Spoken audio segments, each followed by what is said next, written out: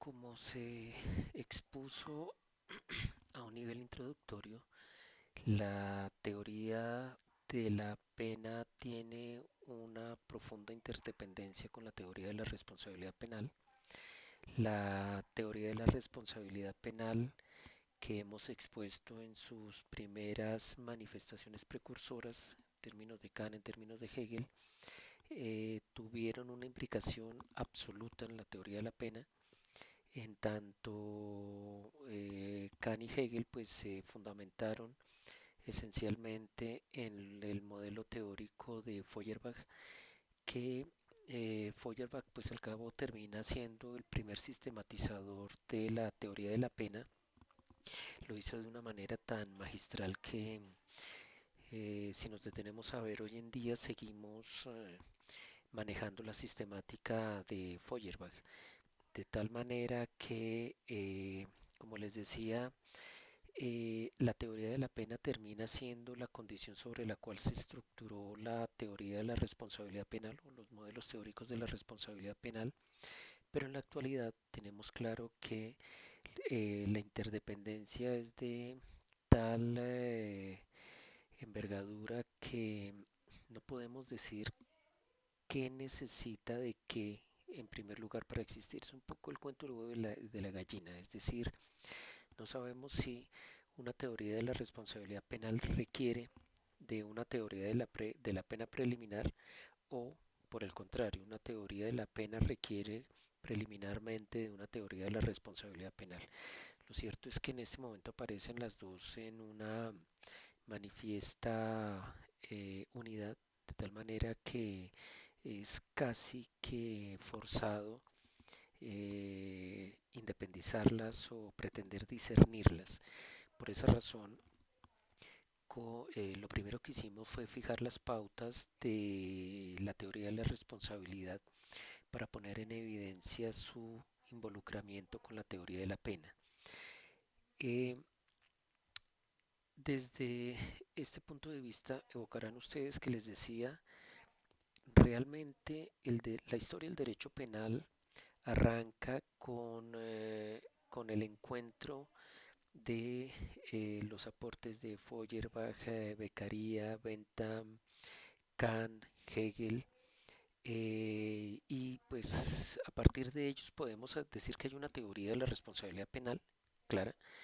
y podemos decir que hay una teoría de la pena que al cabo se encuentran, es decir, el vórtice termina siendo lo que nosotros llamamos derecho penal, lo cual significa o lo cual implica que el derecho penal como derecho, es decir,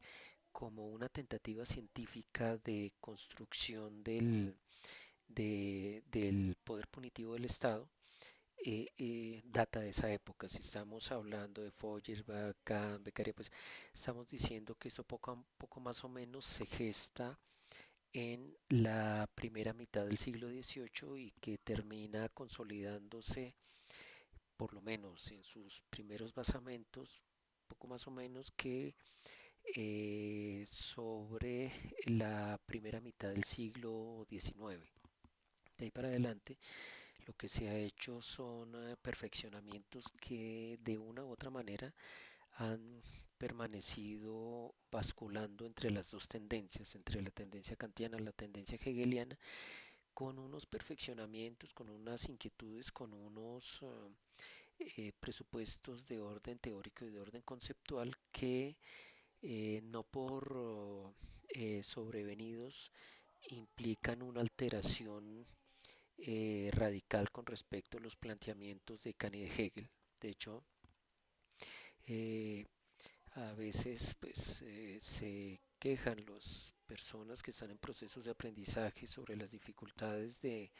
comprender la teoría del delito en sus distintas vertientes. Realmente, pues si se arranca desde el comienzo, quiero decir desde los precursores, la obra de Kant, la obra de Hegel, pues muchísimo más sencillo entenderlos, entender los distintos aportes que se han hecho a partir de ellos. Entender a Quinjoisa pues a veces pareciera un poco complejo, pero la verdad es que si uno cuenta con un basamento eh, enraizado precisamente en estas obras, en las obras precursoras, indudablemente es muchísimo más sencillo de entender. Pero en algún momento de estas exposiciones les planteaba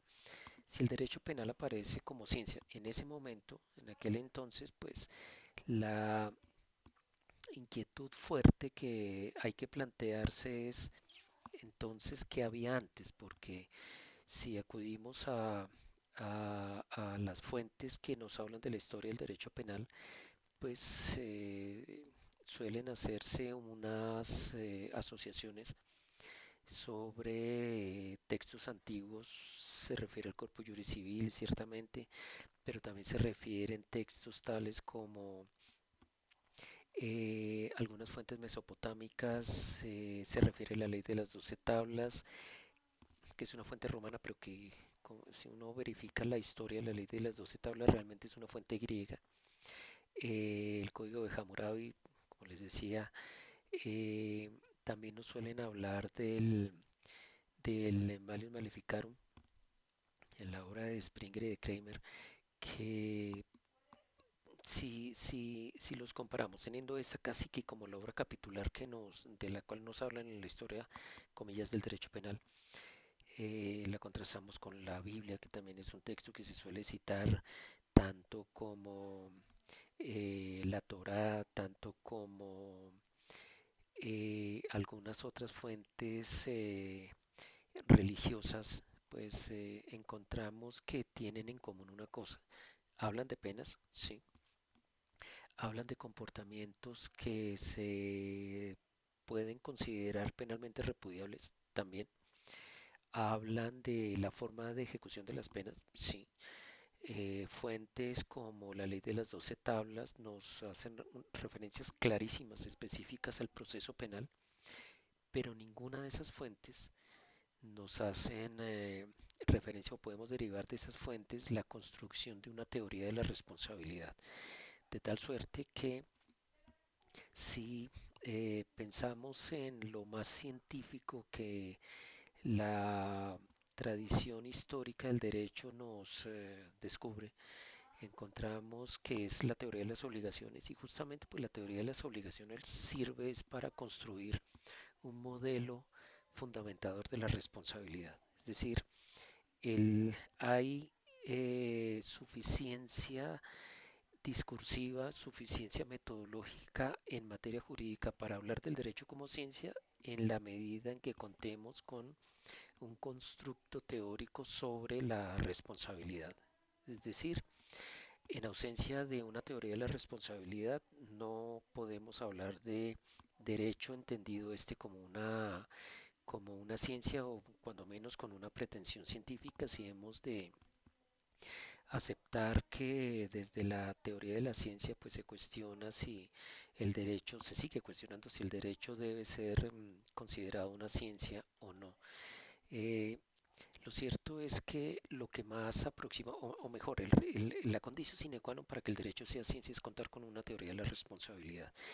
Una teoría de la responsabilidad en derecho privado, una teoría de la responsabilidad en derecho público, pero siempre algo que permita hacer esa derivación. En ausencia de una teoría de la responsabilidad, pues lo que se tiene es precisamente lo que pasó con el derecho penal antes de que hubiese esa teoría de la responsabilidad. Es decir, eh, que se derivara la responsabilidad penal y con ello la imposición de las penas bajo presupuestos completamente subjetivos, epistemológicamente hablando, significando que no hay ni un consenso ni hay una base de imputación o derivación de la responsabilidad satisfactoria, confiable y que de una u otra manera implique una cierta condición de seguridad jurídica.